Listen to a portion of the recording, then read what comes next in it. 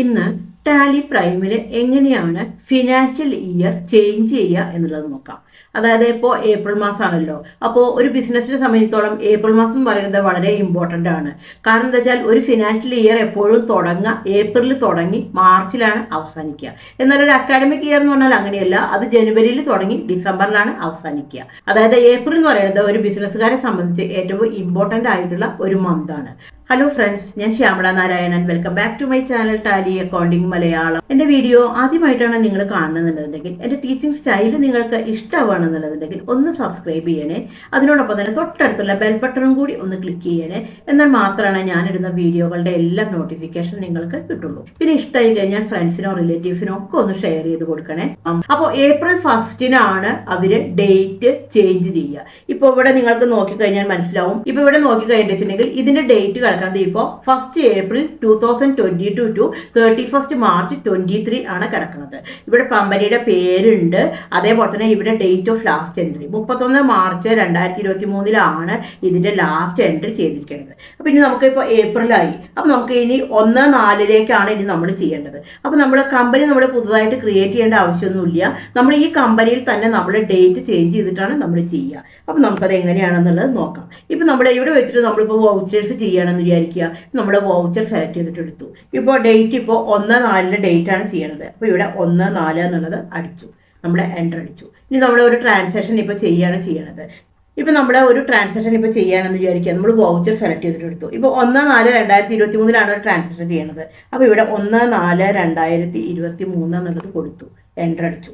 Enter അടിച്ച് കഴിഞ്ഞിട്ടുണ്ടെങ്കിൽ നമുക്ക് ഇവിടെ എങ്ങനെ ഒരു മെസ്സേജ് വരും, date cannot be above the current period 31 March 23. കാരണം എന്താണ്, നമ്മൾ 31 മാർച്ചിലാണ് ലാസ്റ്റ് ഡേറ്റ് ആയിട്ട് അവിടെ കൊടുത്തിരിക്കുന്നത്.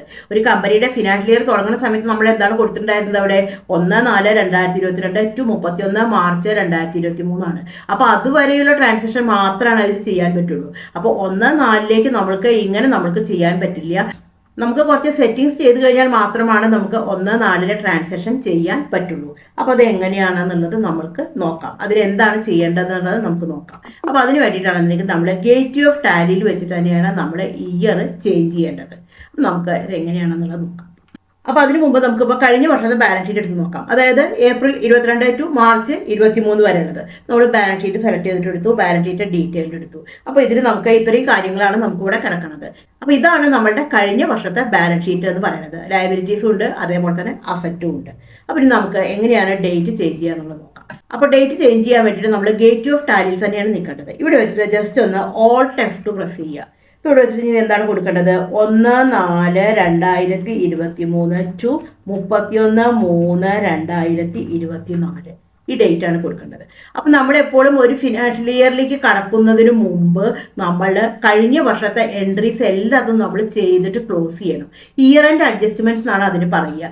അതായത് കൊടുക്കാനുള്ള സാലറി കൊടുത്തു തീർക്കണം, അതേപോലെ തന്നെ റെന്റ് പ്രീപെയ്ഡ് ഉണ്ടെന്നുണ്ടെങ്കിൽ കൊടുക്കണം, പിന്നെയാണെന്നുണ്ടെങ്കിൽ പ്രോഫിറ്റ് ക്യാപിറ്റലിലേക്ക് ട്രാൻസ്ഫർ ചെയ്യണം, അതേപോലെ തന്നെ ഇൻകം ടാക്സിന്റെ എൻട്രീസ് ഒക്കെ ചെയ്യണം. ഇങ്ങനെ എല്ലാം A to Z കാര്യങ്ങൾ ചെയ്യണം. അപ്പോൾ ഞാൻ അതിനെ കുറിച്ചിട്ട് എല്ലാം ഡീറ്റെയിൽ ആയിട്ട് വീഡിയോ ഇട്ടിട്ടുണ്ട്. ഇയർ ആൻഡ് അഡ്ജസ്റ്റ്മെന്റ്സ് പറഞ്ഞിട്ട് വീഡിയോ ഇട്ടിട്ടുണ്ട്. അതേപോലെ തന്നെ GST എങ്ങനെയാണ് അഡ്ജസ്റ്റ് ചെയ്യുക എന്നുള്ളത് സെപ്പറേറ്റ് വീഡിയോയും ഇട്ടിട്ടുണ്ട്. അപ്പോൾ അതെല്ലാം കഴിഞ്ഞു കഴിഞ്ഞതിന് ശേഷം മാത്രമാണ് നമ്മൾ അടുത്ത വർഷത്തേക്ക് കടക്കാൻ പാടുള്ളൂ. കാരണം എല്ലാം കഴിഞ്ഞു കഴിഞ്ഞാലാണ് നമ്മൾ ഓഡിറ്റർക്ക് നമ്മളുടെ ഈ ഡാറ്റ നമ്മൾ കൈമാറുക. അപ്പോൾ നമ്മളെല്ലാം നമ്മൾ ശരിയല്ലേ എന്നുള്ളത് നമ്മൾ ചെക്ക് ചെയ്യണം. അപ്പോൾ മാർച്ച് 31 അതേപോലെ തന്നെ ഏപ്രിൽ 1 എന്ന് പറയുന്നത് ഒരു ബിസിനസ്സുകാരെ സംബന്ധിച്ചോളം, അക്കൗണ്ടന്റ്മാരെ സംബന്ധിച്ചും ഓഡിറ്റേഴ്സിനെ സംബന്ധിച്ചും ഏറ്റവും ഇമ്പോർട്ടൻ്റ് ആയിട്ടുള്ള ഡേയ്സ് ആണ്. അപ്പോൾ ഇതെല്ലാം നമ്മൾ ചെയ്യണം. അപ്പോൾ ഒരു ഫേമിലാണെങ്കിൽ സാധാരണ അക്കൗണ്ടൻ്റ് ആണ് ചെയ്യുക. ഇനിയിപ്പോൾ അക്കൗണ്ടൻറ്റ് ചെയ്യാൻ അറിയില്ല എന്നുണ്ടെങ്കിൽ അത് ഓഡിറ്ററാണ് ചെയ്യുക. അപ്പോൾ ഇത്രയും കാര്യങ്ങളെല്ലാം നമ്മൾ ചെയ്ത് കഴിഞ്ഞതിന് ശേഷം മാത്രമാണ് നമ്മൾ ഡേറ്റ് ചേഞ്ച് ചെയ്തിട്ട് അടുത്ത വർഷത്തേക്ക് നമുക്ക് കടക്കാൻ പാടുള്ളൂ. നമ്മളിവിടെ എൻ്റർ അടിച്ചു. നമ്മൾ അടുത്ത വർഷത്തേക്ക് കടന്നു. ഇപ്പം നമുക്ക് ഇനി എൻ്റർ ചെയ്യാൻ പറ്റും. നമ്മളിവിടെ വൗച്ചർ സെലക്ട് ചെയ്തിട്ട് എടുത്തു. ഇപ്പോൾ ഇവിടെ നമ്മൾക്ക് 1/4/2023 കൊടുത്തു കഴിഞ്ഞിട്ടുണ്ടെങ്കിൽ നമുക്ക് ഈ എൻട്രീസ് ഇനിയിപ്പോൾ ചെയ്യാൻ പറ്റും. കാരണം എന്താണ്, നമ്മുടെ ഡേറ്റ് ചേഞ്ച് ചെയ്തിട്ട് കഴിഞ്ഞു. ഇനി നമുക്ക് ജസ്റ്റ് ഒന്ന് ബാലൻസ് ഷീറ്റ് എടുത്ത് നോക്കാം. അപ്പോൾ നമ്മുടെ ബാലൻസ് ഷീറ്റ് എടുത്തു, ബാലൻസ് ഷീറ്റ് ഡീറ്റെയിൽഡ് എടുത്തു. അപ്പോൾ ബാലൻസ് ഷീറ്റ് എടുത്ത് കഴിഞ്ഞിട്ടുണ്ടെങ്കിൽ ഇപ്പോൾ ഇത്രയും കാര്യങ്ങൾ മാത്രമാണ് ഇതിൽ കാണുള്ളൂ. കാരണം കഴിഞ്ഞ വർഷത്തെ ക്യാപിറ്റലാണ് ഈ വർഷത്തെ ക്യാപിറ്റലായിട്ട് ഓപ്പണിംഗ് ബാലൻസ് ആയിട്ട് വന്നിരിക്കുന്നത്. അതേപോലെ തന്നെ നമുക്ക് സൺട്രി ക്രെഡിറ്റേഴ്സ് ഉണ്ട്. കഴിഞ്ഞ വർഷത്തെ ക്ലോസിംഗിലുള്ള സൺട്രി ക്രെഡിറ്റേഴ്സ് ഈ വർഷത്തെ ഓപ്പണിംഗ് ആയിട്ട് വന്നിട്ടുണ്ട്. അതേപോലെ തന്നെ ക്ലോസിംഗ് സ്റ്റോക്കും ഉണ്ട്, സൺട്രി ഡെറ്റേഴ്സും ഉണ്ട്, ക്യാഷും ഉണ്ട്. പ്രോഫിറ്റ് ആൻഡ് ലോസ് അക്കൗണ്ട് എന്താണ്, നമുക്ക് ഓപ്പണിംഗ് ബാലൻസ് ആയിട്ടാണ് വന്നിരിക്കുന്നത്. അപ്പോൾ ഇത്രയും കാര്യങ്ങളായിരിക്കും ഉണ്ടായിരിക്കുന്നത്. നമ്മളിവിടെ ക്യാപിറ്റലിന്റെ അക്കൗണ്ടോട് അവിടെ വെച്ചിട്ട് ഒന്ന് എൻ്റർ അടിച്ചു എന്ന് വിചാരിക്കുക. അപ്പോൾ ഇവിടെ നമുക്ക് ക്യാപിറ്റൽ എന്ന് പറഞ്ഞിട്ട് ഇവിടെ നമുക്ക് കാണിക്കും. അപ്പോൾ ഒന്നും കൂടി എൻ്റർ അടിച്ച് കഴിഞ്ഞിട്ടുണ്ടെങ്കിൽ നമുക്ക് ഇവിടെ ഓപ്പണിംഗ് ബാലൻസ് പറഞ്ഞിട്ടാണ് കാണിക്കുക. കാരണം എന്താണ്, കഴിഞ്ഞ വർഷത്തെ ക്ലോസിംഗ് ബാലൻസ് ആണ് എന്ത് ഈ വർഷത്തെ ഓപ്പണിംഗ് ബാലൻസ് ആയിട്ട് മാറിയിരിക്കുന്നത്. ഇനി നമ്മൾ എല്ലാം പുതുതായിട്ട് നമ്മൾ ഇനി ഫ്രഷ് ആയിട്ടുള്ള എൻട്രീസ് ആണ് ചെയ്യുക. ബാക്കിയുള്ള ട്രാൻസാക്ഷൻ ഒക്കെ നമ്മൾ ഈ വർഷമാണ് ചെയ്യുക. കാരണം കഴിഞ്ഞ വർഷത്തെ എല്ലാം ക്ലോസ് ചെയ്തു, പ്രോഫിറ്റ് എല്ലാം നമ്മൾ ട്രാൻസ്ഫർ ചെയ്ത് കഴിഞ്ഞു. ഇനി ഈ വർഷത്തെ ട്രാൻസാക്ഷൻ ആണ് നമ്മൾ എൻട്രി ചെയ്തിട്ട് ഇതാക്കുക. അതേപോലെ തന്നെ നമുക്ക് പ്രോഫിറ്റ് ആൻഡ് ലോസ് അക്കൗണ്ട് ഒന്ന് എടുത്ത് നോക്കാം. നമുക്ക് ഇവിടെ ഇപ്പോൾ ബാലൻസ് ഷീറ്റ് ആണ് എടുത്തത് നമ്മുടെ. ഇനിയിപ്പോൾ നമുക്ക് just profit and loss account ഒന്ന് എടുത്ത് നോക്കാം. അപ്പോൾ പ്രോഫിറ്റ് ആൻഡ് ലോസ് അക്കൗണ്ട് എടുത്ത് കഴിഞ്ഞിട്ടുണ്ടെങ്കിൽ ഇവിടെ നമുക്ക് ഓപ്പണിംഗ് സ്റ്റോക്ക് ഉണ്ടായിരിക്കും.